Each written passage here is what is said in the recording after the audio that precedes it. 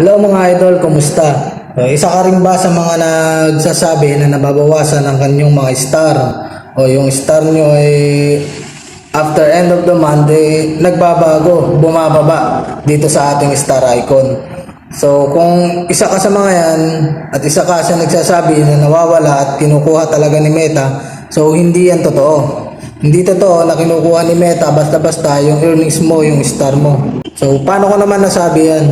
So kung gusto mong malaman na hindi talaga yan kinukuha ni Meta o basta-basta na lang kukuhanin sa iyo nang walang pasabi, ay pumunta ka dito sa ating payout. So pagpunta mo dyan sa may payout account, makikita mo dyan. So ayan, meron tayo ditong 2.4 US dollar. So malayo doon sa 174 star.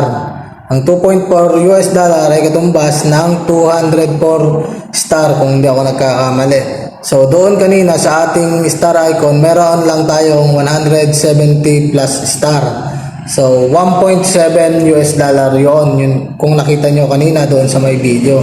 Malayo siya dito sa may 2.4 US dollar na ating earnings. Kung makikita mo dyan, sa ating date ng ating earnings ay July 31, 2023. So nag-cut off siya. So pumasok siya dito sa ating payout. Kung gusto mong malaman na hindi talaga yan nawala, ay punta ka dyan, tignan mo dyan sa may details. Tap mo lang yung details at makikita mo dyan.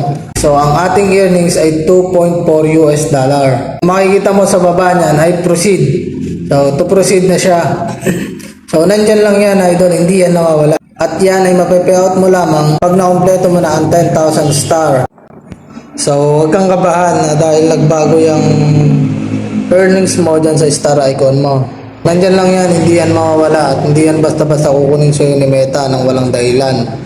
So yung mga nagsasabi dyan na nawawala talaga hindi yan totoo. Huwag kayong maniwala dyan sa malalaking content creator na yan dahil ginagawa lang nila yung video na yan para tumaas ang views nila. So syempre kayo mga baguhan, tayo baguhan, maniniwala tayo kung hindi natin to alam.